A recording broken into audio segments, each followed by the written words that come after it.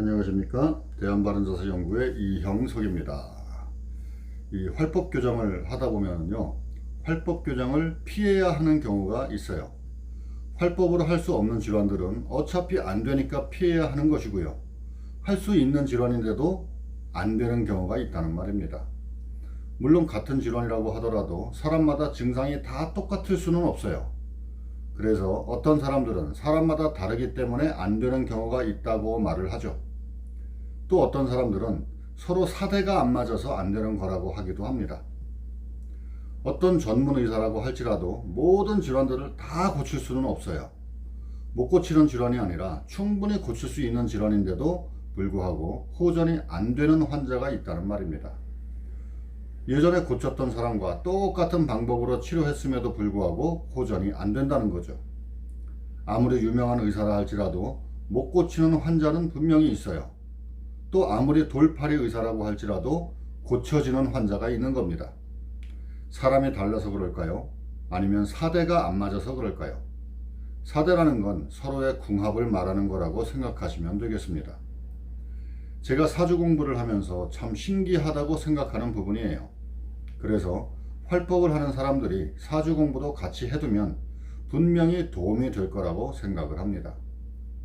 지금 80대 후반이나 그 이상 되시는 어르신들은 자식들을 참 많이 낳으셨어요. 7남매, 8남매를 두신 분, 또는 그 이상의 자녀를 두신 분들도 많이 봤습니다. 이렇게 자식들이 많으면 그 중에 효도하는 자식들도 있고요, 또 말썽만 피우는 자식들도 있는데요. 부모와 궁합이 맞으면 효도를 하게 되는 거고요, 궁합이 안 맞으면 서로 마음이 맞지 않게 되는 거죠. 궁합이라고 하는 거는 꼭 남녀간의 결혼 상대자끼리만 보는 게 아니거든요. 궁합은 부모 자식 간에도 상관이 있고 동업을 하는 경우에도 필요하고 또 만나는 모든 사람들에게도 다 적용이 된다고 생각하시면 되겠습니다. 제가 활법 교정을 하면서 느낀 건데요, 사주에는 살이라고 하는 게 굉장히 많아요.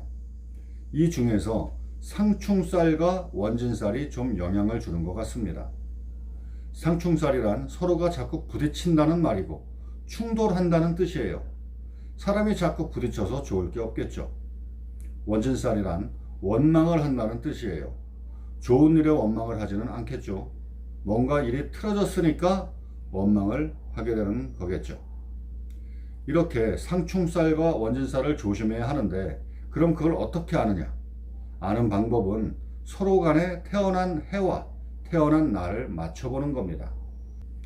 물론 태어난 월과 시간도 중요하지만 태어난 해와 태어난 일이 더 중요하다고 생각합니다. 그리고 저의 경험상 갑을병정 무기경신 임계의 이런 천간보다는 자축인묘 진사오미 신유술의 지지로 맞춰보는 게 더 확률이 높다고 생각이 돼요. 상충살은 6살 차이입니다. 쥐와 말, 소와 양, 호랑이와 원숭이, 토끼와 닭, 용과 개, 뱀과 돼지, 이렇게 상충살이 되는 거예요. 상충살은 서로가 서로에게 충이 되므로 치료하는 사람과 치료받는 사람이 6살 차이가 나면 무조건 해당이 되는 겁니다. 원진살은 때로는 5살, 때로는 7살 차이가 되는데요. 쥐와 양, 소와 말, 호랑이와 닭, 토끼와 원숭이, 용과 돼지, 뱀과 개, 이렇게 원진살이 되는 겁니다. 그럼 누가 누구에게 원망을 하느냐 하면 앞에 6가지 동물은 강한 동물이에요. 뒤에 6가지 동물은 좀 약한 동물이라고 사주에서는 보고 있습니다. 쥐로 인해서 양이 원망을 하고, 소 때문에 말이 원망하고, 호랑이 때문에 닭이 원망을, 토끼로 인해서 원숭이가, 용으로 인해서 돼지가, 뱀 때문에 개가 원망을 하게 됩니다. 하지만 상대가 원망을 하면 원망을 받는 사람도 좋지는 않겠죠. 태어난 해로 봤을 때 40~50% 정도의 확률, 태어난 날로 봤을 때는 80% 이상의 확률로 그렇다는 게 저의 개인적인 생각입니다. 우리가 쉽게 접할 수 있는 연예계의 소식들을 봐도 상충살이나 원진살이 있는 사람들은 결혼을 해도 오래가지 못하고 동업을 해도 오래가지 못한다는 것을 가끔 볼 수가 있어요. 또 상대방의 생년월일을 쉽게 알기는 어렵겠죠. 사업자 등록증이나 면허증에 나와 있는 정보만으로는 정확하지 않을 수도 있어요. 생일이 음력인지 양력인지도 모르고 또 예전에는 호적을 늦게 올리는 경우도 있었으니 실제와 다를 수도 있다는 말입니다.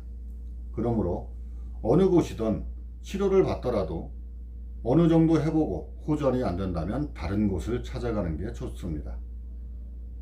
이것은 과학적으로 증명되지 않은 이영석의 저만의 경험적 생각이니 참고만 하시기를 바라겠습니다.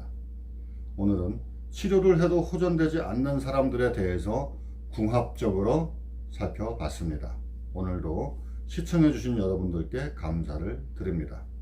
안녕히 계십시오.